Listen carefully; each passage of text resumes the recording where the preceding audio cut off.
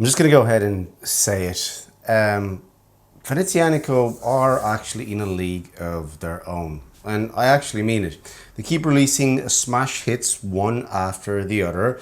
And with this particular model that we have in today, I think they may have managed to take away the crown from the very famous and at this stage legendary and super produced Tissot PRX.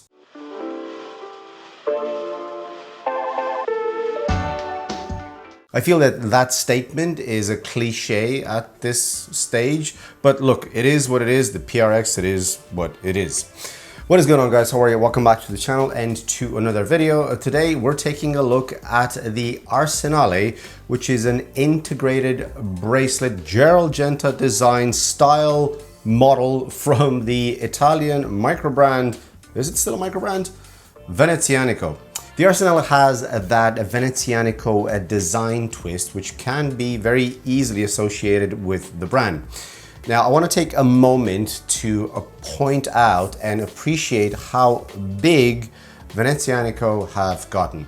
I do believe that Venezianico is at that border between a micro brand and a proper established watch brand. They actually have dedicated physical stores pretty much all over the world where you can walk in and buy their watches. So the scale of the entire company alone should separate them from the rest of the pack. Now, I've had integrated bracelet watches in the past, but nothing like the Arsenale. The PRX, which is the mainstream competitor, is too common at this stage, and I don't really feel like I'm wearing anything special or anything that stands out. But with the Arsenale, I really feel like I have something special on, and in turn, it makes me feel special. And you know, it's nice to feel special. And yes, of course, every brand has an integrated bracelet watch, just like every brand has a GMT, but I really don't care. I like to have options, and I like to have good options. In terms of price, this is as much as the PRS Powermatic 80 and just below the Christopher Ward 12. Now, this is not a direct comparison, but I'll try and tell you what I would prefer this over the PRX and maybe the 12, and why I think the price is spot on. Let me start with design. Right off the bat, you notice the slimness, the thinness, or whatever you like to call it, of the case, and the elegance in every single detail. There are a lot of small elements that draw your attention from every angle, and that elements that haven't been skipped at all by Venezianico, like the polished strip that runs all the way on the side of the case that creates a nice separation and also that catches the light quite nicely. These small semi-crown guards that indicate that this is more than a dress watch and that can be used as a daily. I personally love the coin-edged bezel, and I use this correctly, which doesn't actually look like a bezel because the tolerances are so tight that feels that it's milled into the case. The overall finishing is just another level, and honestly is something that you'd expect at the price and maybe something even higher. Every angle, every edge, and every link is finished to perfection. Clearly, this takes some inspiration from other watch brands, some bigger, more established watch brands. And if you know your watches, you can kind of spot where these are coming from, but that is not the first thing that you think of when you see this watch. Outside the classy, elegant design, I do believe that the main attraction here is the dial. Now, no matter which dial option you decide to go for, you won't be disappointed because this captures the light like nothing I have ever seen. The dial features Côte du Genève finishing, which is something typically found on movements. And I should say, Venezianico, if you're watching this, please give to whoever came up with that design a raise, because this is simply stunning. The design is relatively simple. This approach is something that is at this stage, I believe, is again associated with the brand. Less sometimes is more. The dial just has some applied indices with the logo at the 12 and with Venezianico written just at the bottom at the 6 in white. The sapphire crystal has clear AR coating, which allows perfect visibility, and the Côte du Genève finishing really pops when the light hits it.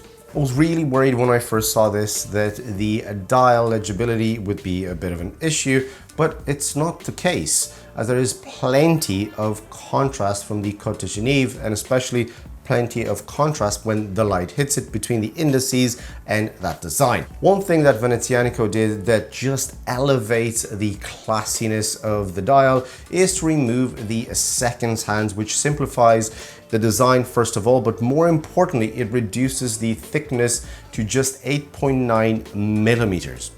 I know some of you prefer to see that seconds hands running, but personally, I just think with it being removed, the positives far outweigh the negatives, and it adds to a better package, or should I say a more complete package, even though we're taking things away. While we're here, let's talk about the movement.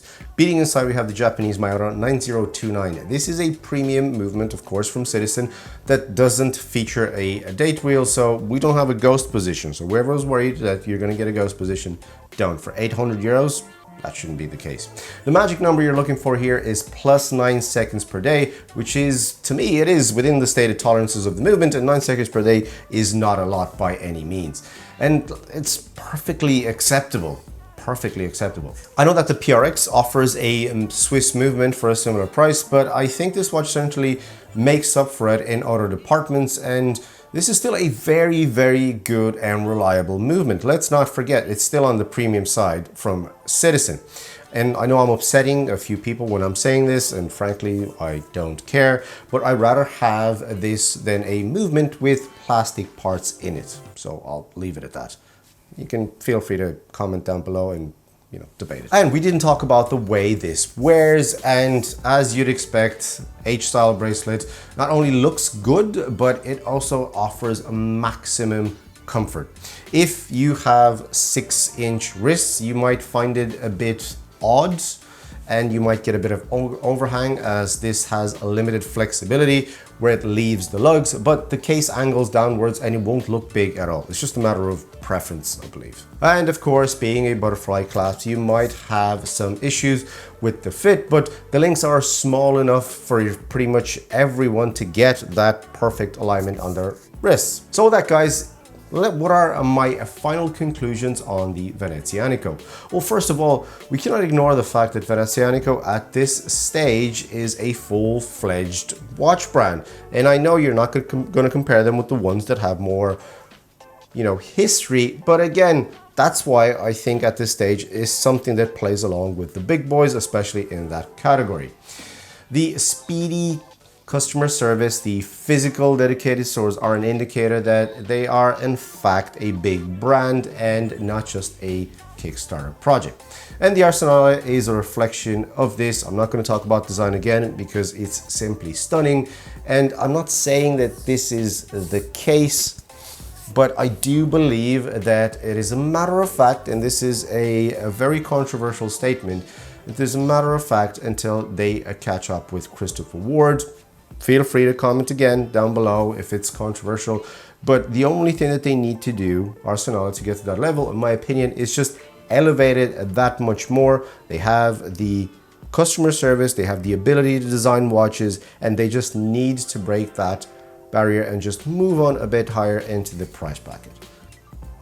With that, guys, that was everything for me on the Arsenale. Please let me know in the comment section down below what you think about the watch, about Venezianico as a brand. Do you agree with the fact that they are a big brand close to that fully fledged watch brand? Thank you very much for watching. Click a like, subscribe to the channel if you haven't, so it really helps me out, and I will see you guys in the next video. Bye.